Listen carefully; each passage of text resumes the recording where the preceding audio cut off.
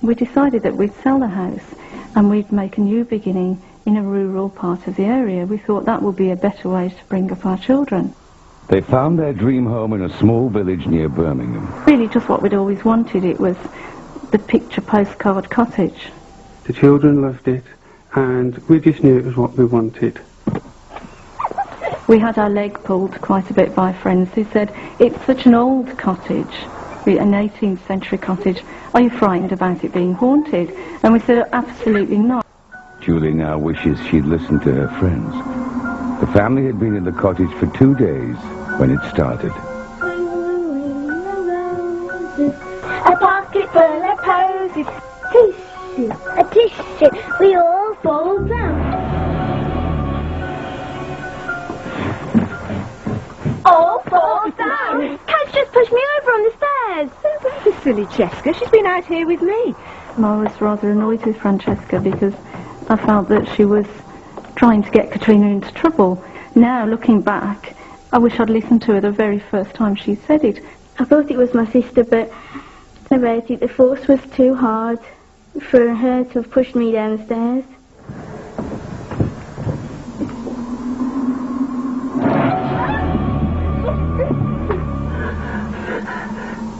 It was like an adult-sized hand that pressed on my face as I went to go up the stairs. At the same time, there was a very cold breeze coming down the stairs. When I got to the top of the stairs, none of the windows were open. As a science teacher, I have to give logical reasons and answers to everything, and that's what I teach children to do. For the first time in my life ever, something was happening that I had no control over, and I didn't have an answer to it. Julie was having a hard time persuading her husband that anything was wrong. I wanted to believe what I was being told, but I am an engineer by trade, and unless I can see it or touch it, it doesn't exist. I was beginning to believe George and think, I must be imagining it. I can't explain it, so what's the other answer?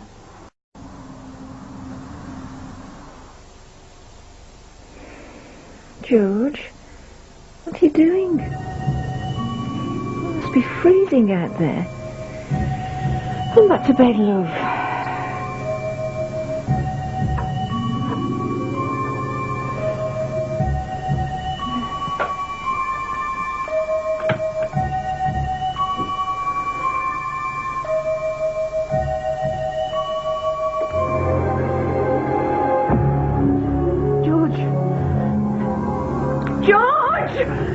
What's the matter? What is it? The man! The man! Oh. Do you care that I've got to be working in 2 hours' time? Mo, there was this man in our room, and then he disappeared. He looked exactly like George. He'd got a really, really strange outfit on. It was cut in a style I'd never seen before. Over the next few months, the strange events got worse. There were terrible smells and unexplainable electrical problems. Wondering if she might find the answer in the history of the old cottage, Julie visited the local library. The village apparently was a real den of thieves. The stagecoaches were always being held up. There were lots of hideouts for highwaymen. It was really a very rough area. We found out that our cottage was linked up to the Welsh Harp pub by a series of tunnels. The tunnels were used from there for the highwaymen to escape down, and they actually escaped through the trapdoor in our cellar out of our cottage. Close by there was a tree which was a hangman's tree. We don't know if the problems in the cottage were linked to a very vivid history or whether it was something else that was going on that we couldn't explain. But it was talking to the neighbours that produced the most chilling evidence. We found out that nobody had been in the cottage for more than 18 months. Arguments were increasing in the house due to the fact that I was being presented with all these stories. Julie started taking the girls to spend some nights at her mother's, but George was still unsympathetic. Nothing had happened to him, yet.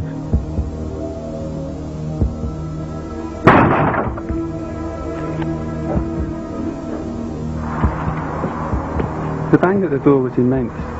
The whole house shook. I ran to the door immediately and opened it, expecting to see somebody, or something there. There is nothing there. George was about to experience firsthand what his family had been going through.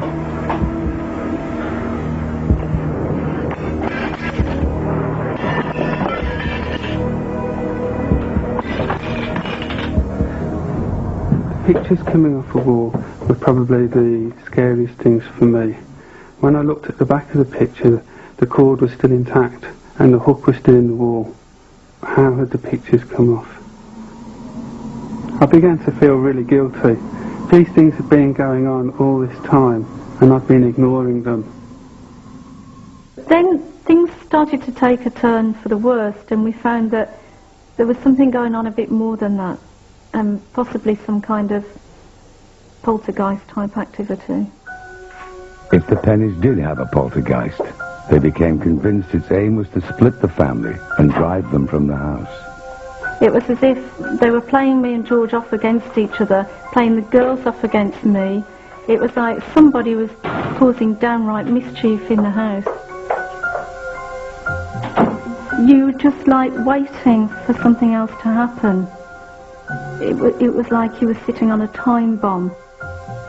Unable to sell for the same price they'd paid, the Penny family were trapped in a home they believed to be possessed. Worse was to follow.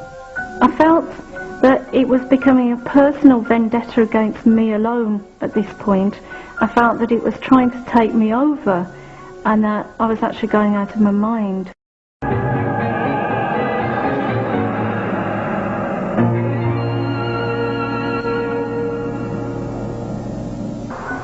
Julie found herself losing control.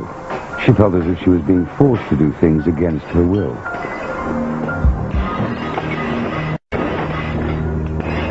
Julie? Oh, Lord, what have you done? What have you done? Look yourself.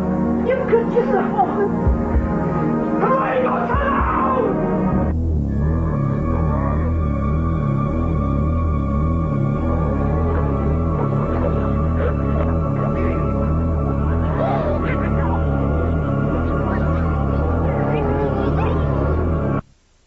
I felt almost as if I was reliving something that had happened in the past, or something was trying to relive a life through me. It was almost as if I was being possessed. When George worked night shifts, Julie and the girls often slept in the same bed for safety, but nowhere was safe anymore.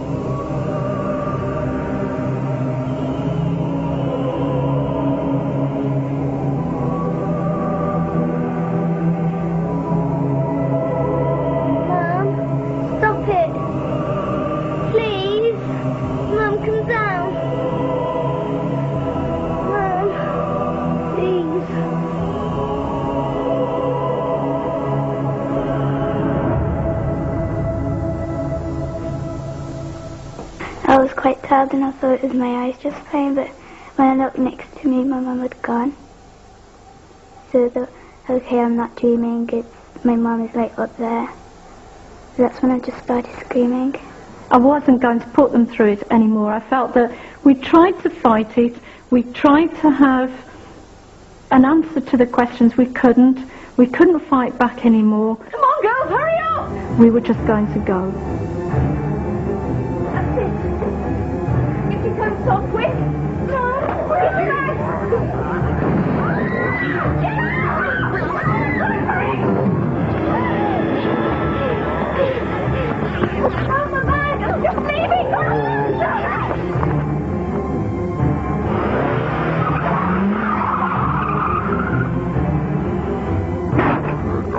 I felt as if it had won. It had beaten us. The Pennies fled. It would be 2 years before things returned to normal when they moved to a quiet village in Scotland. Julie is teaching again, and the family have picked up life where they left off. Our new life in Scotland, well, it's just wonderful. And in some ways, that's been the only good thing that has come out of it. I don't think you should ever doubt your children. We tried doing at the start the thing of, oh, it's just a dream, oh, it's just a nightmare, oh, you know, it's just the wind. I don't think you should do that, because you just never know just what's really going on. There have been no further problems reported in the cottage. In part 2, a dark past returns the haunted Devon woman. It came back with such a vengeance, it was 10 times worse. And does a tragic air crash hold the key to a modern-day apparition? And I thought, well, if you're going to die like that, you know, are you going to stay around and haunt the place?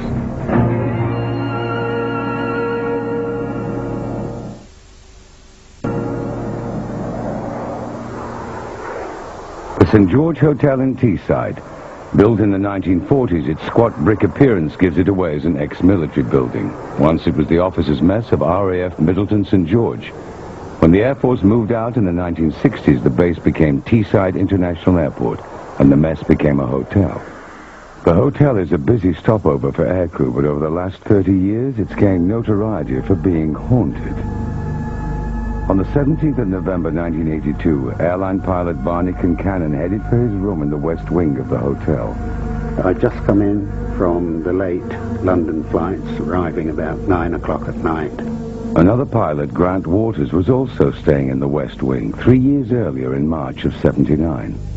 I was sort of working earlies, so we had our normal sort of evening do in the bar. Both men were senior pilots, not given to flights of fancy. I went to bed slightly earlier than the crews who were on lates. I went to bed about 11 o'clock. It was very cold, and it always was in that area of the hotel. Got into bed, and I'd been in bed about 2 minutes when I felt this heavy, really heavy pressure on my lower legs. And as if a man or a heavy weight was sitting on them. And I felt the pressure on my legs, and eventually it sort of moved up to my chest. I felt the bed sort of going down with the weight. And I just lifted my head and turned it round and said, F off. And he went. And I said, please go away, because I'm on earlies. And he went just like that. Barney wrote an article about that night for Pilot's magazine and discovered he wasn't alone. Interviewed 20, 25 people in working for British Midland who'd had similar or even worse, well, most of the experiences they had were worse than the one I had. Stewardess Heather Raybould stayed regularly at the St. George from 1975 to 1995. She claims to have been visited by the ghost twice. I mean, when I first joined British Men, everybody used to talk about this ghost. It was sort of like the weight of a man, really. Just a heavy weight of somebody pushing you down. I just didn't know what to do. I found I couldn't shout out, I couldn't talk, I couldn't scream. I couldn't do anything. I just felt like I'd frozen. I never wanted to stay in the hotel again. I did everything I could to change my hostel. One stewardess was making her way down to breakfast. She was walking down the corridor and saw this pilot. She said good morning to him. He didn't answer. She thought, oh, he's wearing funny clothes, you know, like the old pilots used to wear, the old leathers and that. And she turned round and he disappeared. He wasn't there. Could the clothing offer a clue to the ghost's identity? Barney started researching the history of the base. Somebody mentioned that a meteor had crashed into the building in the early 50s, and I did a bit of investigation into that. In a bizarre tragedy on the 24th of November 1951, Flight Lieutenant Raymond Norman lost control of his Meteor jet while training. He slewed across the car park. Out of 30 cars there, he destroyed just one, a pre-war Humber, his own. Then he smashed into the mess, demolishing just one room, his own, in what is now the West Wing, where all the sightings have taken place. He was still alive. The accident didn't kill him at all. And as he was getting out, a lump of concrete fell down, struck him. The official cause of death was given as a broken neck. And I thought, well, if you're going to die like that, you know, are you going to stay around and haunt the place? If it is the ghost of Raymond Norman, then he is still around to this day. He was seen in April of this year by a guest on a tour. The lady woke up in the middle of the night, saw what she thought was a husband standing by the window, and turned over to find that he was actually in bed with her. We like our ghost. He doesn't interfere with us, and we take him as quite friendly. Unfortunately, he doesn't like flight crew, and in particular flight deck. And they're the ones that he has the most problem with. Some of the cabin crew, if they're asked to stay in the hotel, they used to go sick. I probably shouldn't be saying that, but they did. Whatever you think about this, I mean, this has happened to 20, 25 people, to my knowledge. So there's got to be something to it.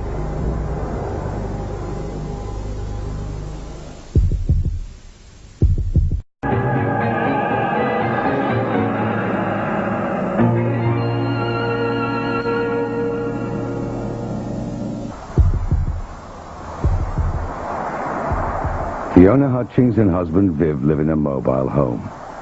Once they lived in a dream cottage until their lives were turned upside down. Their story starts over 100 years ago.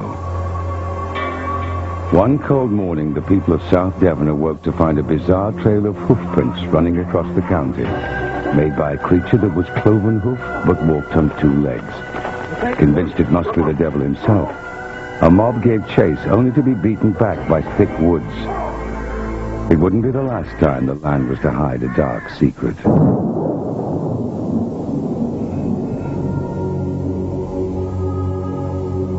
Since then, rumors have abounded of strange goings-on in the woods and moors of the area. Tales of witchcraft, of devil worship, of black magic and human sacrifices.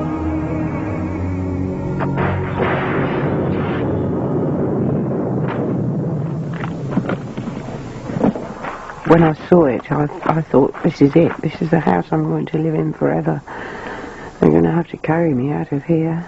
After years of living in isolation on the Devon moors, 36-year-old nurse Fiona Hutchings had just bought her dream home, Hawthorne Cottage. It seemed to be crying for help. It was very strange, very quiet. Built in 1914, Hawthorne Cottage sat among woods near the town of Teignmouth. Despite the financial burden, she'd made the move to be closer to her mother who had fallen ill. Fiona's son had recently left home, so she set about doing the place up on her own.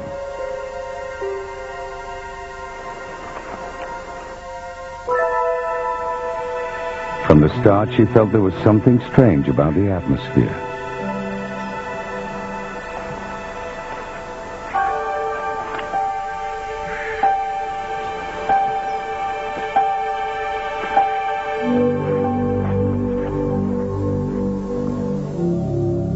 After 6 months in the cottage, Fiona's mother died, leaving her completely alone. Then she met an elderly neighbor with disturbing news about the history of the cottage.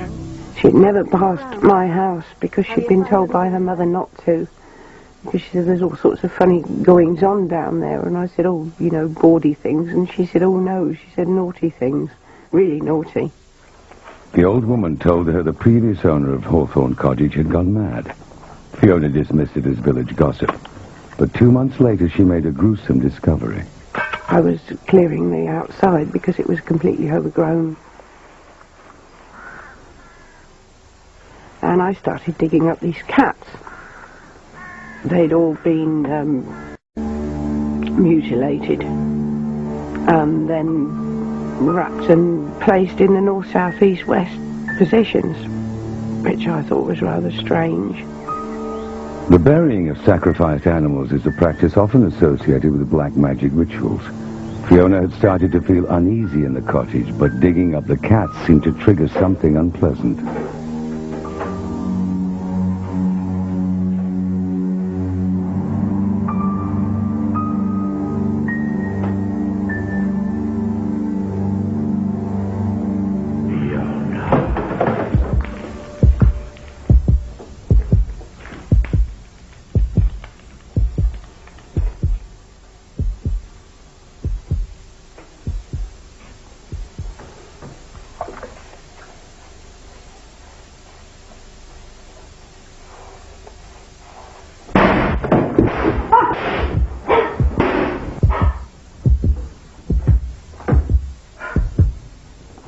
Fiona felt like Hawthorne Cottage was turning against her. I'd have unexplained electrical faults. I got through about 3 or 4 TVs. I had 2 fires that started for no reason whatsoever. Washing machine that wouldn't turn off. microwave that blew up, 5 or 6 kettles. Fiona's sanity was being pushed to the limit. It reached breaking point one October night in 1989. I'd gone to sleep quite happily. Actually, I'd had some hot chocolate, which was one of my favourites when I couldn't sleep. And I woke up and I couldn't get out of the bed.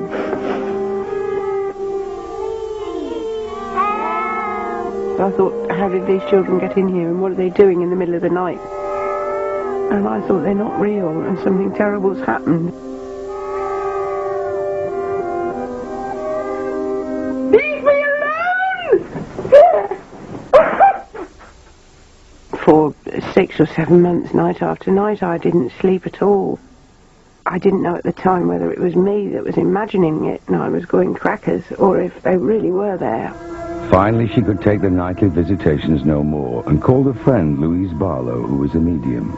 Usually, clients had to wait for several weeks to see me, but a little voice said in me, "You need to see this lady now, like today."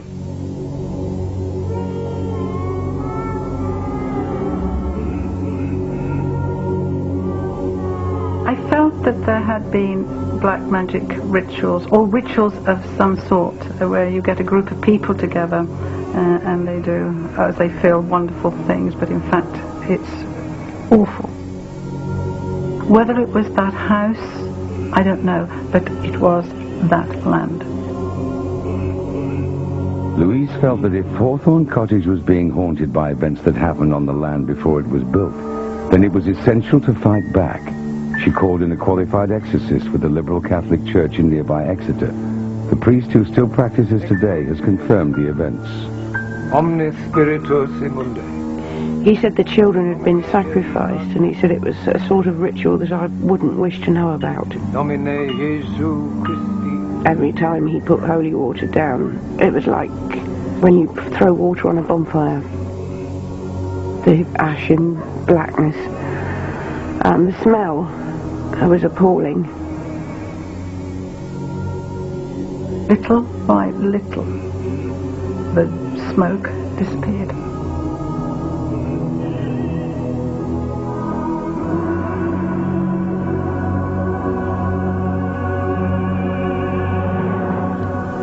I thought, it's finished, it's all done, it's clean, it's lovely. And I slept for weeks after that. The nighttime visitations stopped and life returned to normal. Fiona married a merchant navy electrician called Viv. When I heard about the sacrifices and things that were supposed to be going on down there, it does make you wonder whether you should believe it at first, whether it's airy-fairy stuff. A few months after the wedding, Viv went away to sea, leaving Fiona alone in the cottage. Despite him being away, she was happier than she had been in years.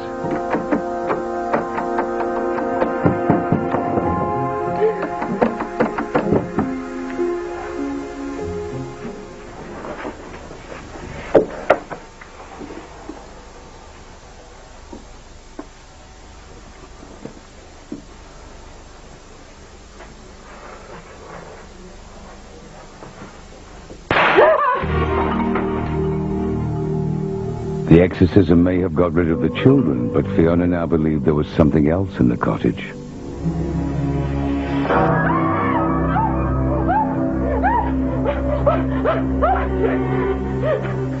It came back with such a vengeance, it was 10 times worse. And when Viv returned from sea, he too found himself targeted, usually at night after he'd gone to bed. Oh, God, what on earth happened? I've got no idea how I got down there. Well, if I did fall down the stairs, I had no bruising or anything on me. I just can't explain that one at all. I went back to Louise. She said, this has come back since you got married. Not only have you freed the children, you're also happy yourself, and this isn't on, they won't have it.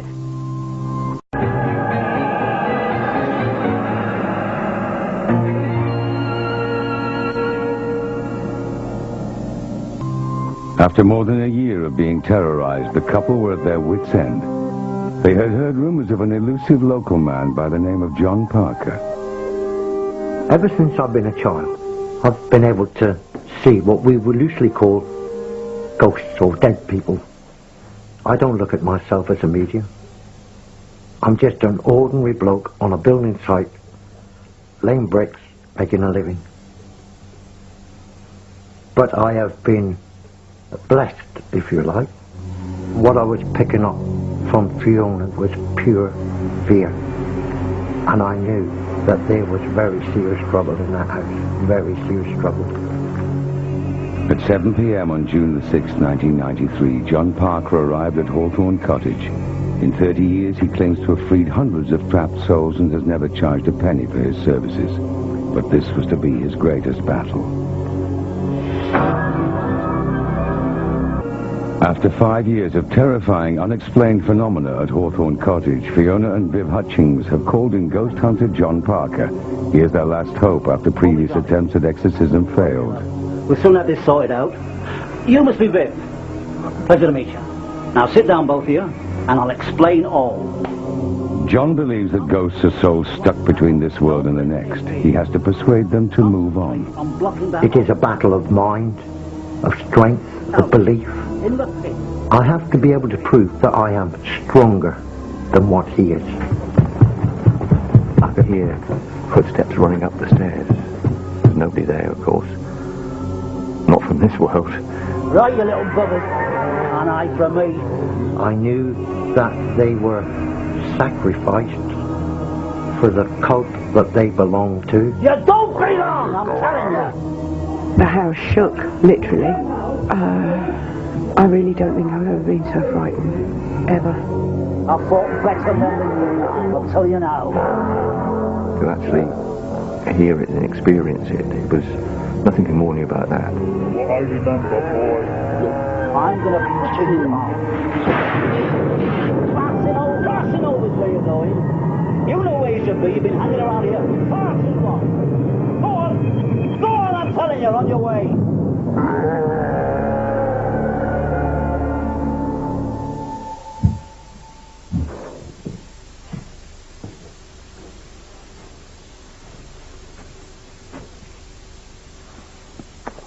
Cup of tea would be nice, my dear.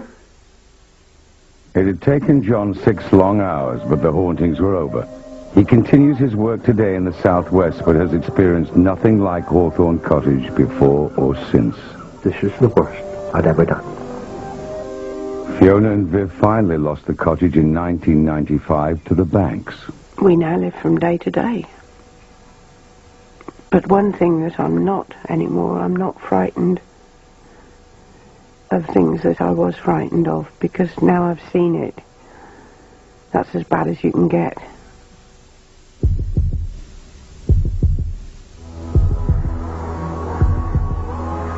"20 miles outside of Bristol is Chew Valley Lake. It's a tranquil place, but its waters hide a secret. At the bottom sit the ruins of the village of Morton, which disappeared in 1956 when the valley was flooded to make a reservoir. But does the lake also conceal the grave of a ghost? On June the 5th, 1999, Chris Pugh, with his girlfriend Wendy and his daughter Sam, were returning home from Bristol past the lake on the B3114. Just as I got to the brow of a small hill, I could see a triangular light at the end of the cat's eyes. And just as I approached it, Wendy looked up and she said, "Pewey, Pewey, look out." And I said, "I know, I've seen it." As we drew closer to this object, it's just a lady just appeared from the middle of the road and drifted very slowly in front of the car. My first thoughts were, oh, perhaps it's just somebody crossing the road. But then, after I looked again, I realised that something wasn't quite right.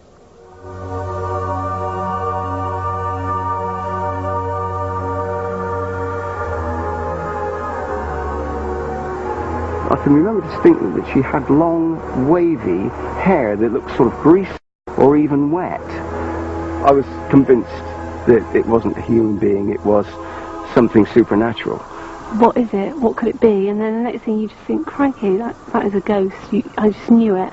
It wasn't until afterwards when I thought about it, I felt absolutely petrified. I didn't really know how to feel, how to handle it, I suppose. So I pulled into a small car park, into a pub just adjacent to the lake, and phoned the police, and that was quite a difficult explanation to give to them. Police searched the area but found nothing. A week later, Chris replied to an ad in the local paper asking for people who had seen strange things at the lake. A meeting at the local historical society was arranged for witnesses of the ghostly girl. There were about 12 people in total, which was amazing because all of them recorded almost the same information when asked a series of questions, yet there was no collaboration because nobody knew each other before that night. One of those who saw her was Carol Gillan. I was thinking, stupid Carol, what's she doing out this time of night? Weather like this, you know, just with a dress on. That was when I realised then that she was a ghost. The hairs on the back of your neck stood out, knees turned to jelly, and held onto the sort of steering wheel, like just very slowly watching her go up the lane. I started asking around the local village where I lived if there was anybody that knew of anything about maybe a girl out on the lake road. And then I found a lady that had a book of sort of stories about neighbouring villages. I actually came across a passage in the book about a girl called Catherine Brown that lived at Stratford Mill, which now is Chew Valley Lake. And the story goes that she'd actually drowned in the moat, and she was only a young girl. So I just surmise that this is who it could have been. Catherine Brown disappeared one day at the turn of the century. The next morning she was found drowned. She'd been dead at least 24 hours. Yet her mother claimed to have seen her the previous night climbing the stairs soaking wet, at a time when she was already dead. The events have left those that saw her wondering if it is Catherine Brown retracing her steps home, a home that now lies deep under the lake. From the dresses that she was wearing, you could see that she was obviously from the turn of the century, quite a while ago, and all the little pieces of the jigsaw started to fall into place. Any evidence of Catherine Brown's mortal remains disappeared when the waters flooded the valley. Somewhere there's got to be a grave, and I would love to think that she's here. And I think until I've actually gone right to the end of the story, I won't be satisfied until I do. But I will find out. And hopefully it is Catherine Brown.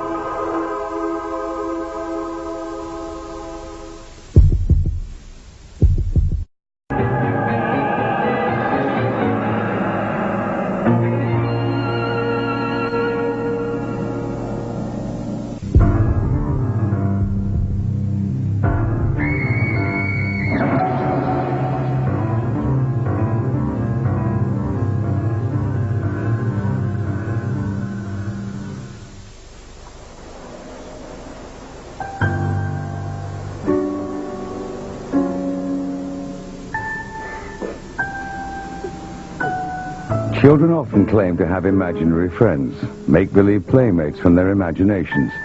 But Susanna Hodson's invisible friends didn't want to play, and she was sure they were real. This wasn't a good thing. It was actually really quite evil. Susanna is now a 20-year-old university student. At the age of 2, she moved with her family to a large Sussex manor house. From as early as she can remember, she claims to have seen people that nobody else could. Shortly after we moved there, she became quite disturbed at night.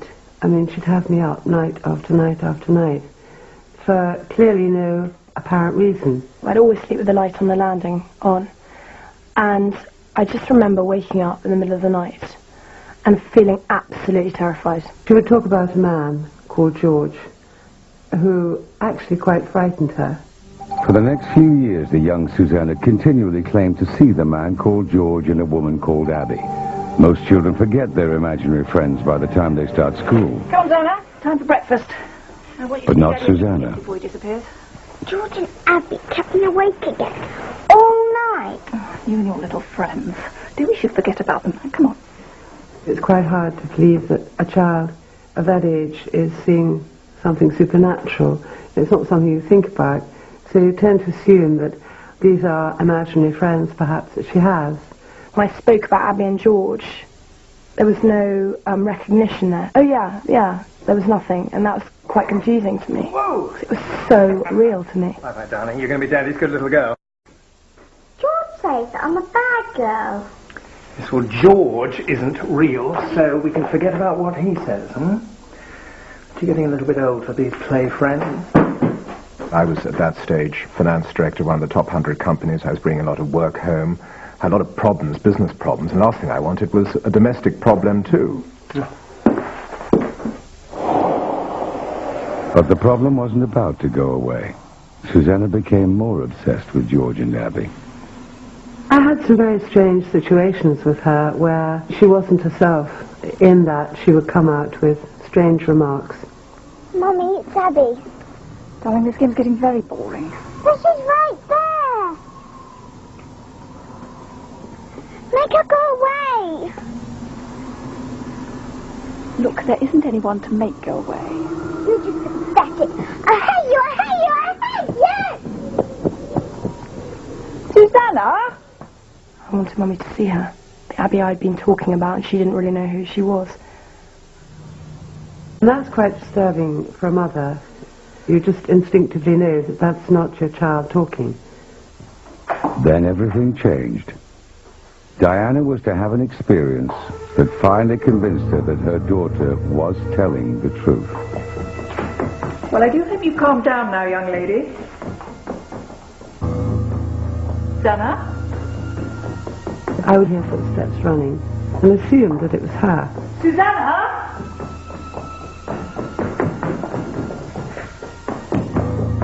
The odd thing was that the footsteps still kept on running. The strange events threatened to drive a wedge between Daniel and Diana. Darling, thank God you're back. It was difficult in the beginning with him because he really didn't want to know, actually, at all, and didn't find it remotely interesting or believable. It's Susanna. Dan, I think I believe her. It's really scaring me. Diana, I really don't need this now. You know how it is. You get home, you're pretty knackered, and immediately your wife starts in on some problem that she's had in the day. He just didn't find it credible.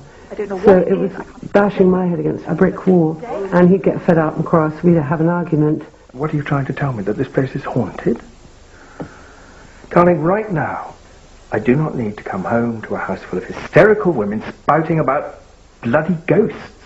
No, and I don't need you coming in at all hours of the night and not giving a damn about your family. Diana was getting more and more concerned, and I think she was frustrated with me because I wasn't actually giving her the right answers. But while her parents argued over whether she was imagining things, 2 floors up, Susanna had no doubts.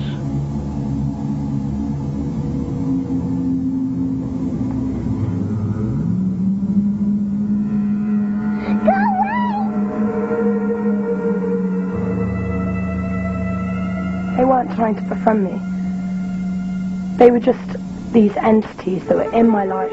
They were just there. George had sort of shaggy brown hair and dark, exhausted-looking face, sort of pasty, not a nice face at all. And Abby, she had bags under her eyes and she had straggly black hair. I was so frightened and just curling up on the landing and just sleeping there all night long. I couldn't even go down the stairs, which there was a short staircase to my parents' room. Diana was now firmly fighting in her daughter's corner. I felt that it was bullying my young. And I would actually get quite angry. I would actually verbalise that sometimes when I was alone and no one was listening. You've had your life. Why didn't you just bugger off? Go on, go to hell. You feel somewhat impotent because you don't really know quite what to do or understand how the whole situation is working.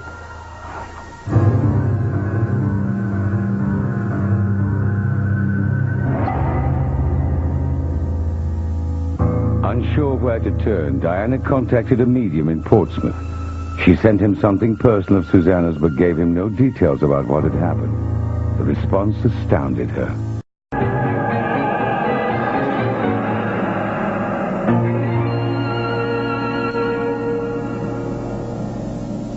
He said there are presences in your house. There's a man who's actually quite evil. His name is George. And there's a woman called Abby. When he told me the names, George and Abby, it actually was very scary because it confirmed everything. The medium went on to describe a terrifying scene he claimed had happened at the house when George and Abby were alive. What he saw was a woman running in great fear. chased by a man. The woman's dress was torn at the back, and the man was coming with an axe. No records exist of the pair, so no one will ever really know the truth, but it was enough to convince Diana.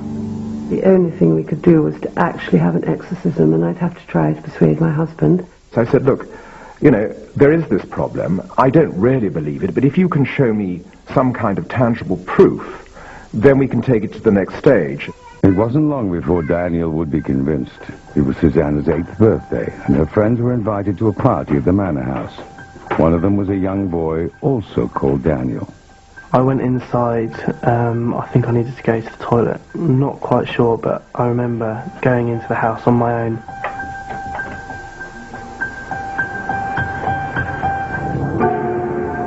An old lady dressed in black. She was very authoritative. She did not want me to go past her. I just felt very uneasy, very scared. Mommy! Mommy! I just wanted to get out as soon as possible. When we found this little boy, Daniel, he was screaming his head off. He was standing there by himself, and he was clearly very scared. Now I'm older, when I look back on it, it all seems very, very strange. I am convinced, though, that I saw a ghost. It was what Diana had been looking for. Someone other than Susanna seeing a ghost in the house. I began to realize we really did have something very difficult on our hands. And I think anyone who has any belief in the metaphysical and any belief in an almighty recognizes that there are things out there that you can't put your finger on. And I began to realize that this fell into that category, and we had to do something about it. The Hodgsons called in the church, who eventually sent a minister to exorcise the house. One very bright July day, but surreal it was, I came back from work at lunchtime, and the children were dispatched with the mother's help, and Diana and I and this exorcist went through the process. He didn't look like Max von Sydow. It wasn't quite as dramatic as that, but it was very interesting. At the exact moment the exorcism ended, unprompted, Susanna said something remarkable. George and Abby have gone to heaven.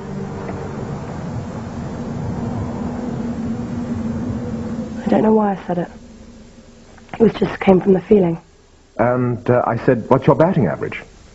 And he said, well, about 90%. I would definitely say that if we hadn't remained close as a family, that entity, whatever it was, could have really done some damage. Susanna never saw George and Abby again. Perhaps they had only ever been a figment of young imaginations. It all worked so simply, and the exorcisms have unlocked everything and sent it away, that maybe it was psychosomatic after all. But the story was not over yet. 2 years later, the Hodgsons moved to a new home. Soon after arriving, they invited their next-door neighbor, Marnie Jones, around for tea. No, you'd love it here. The village is beautiful, and don't worry about the locals. Well, I hope so. It's a wonderful place. It feels so at peace. Why? Wasn't your last place? Well, we had some problems at our last house. Where was it? We lived in West Broughton. West Broughton?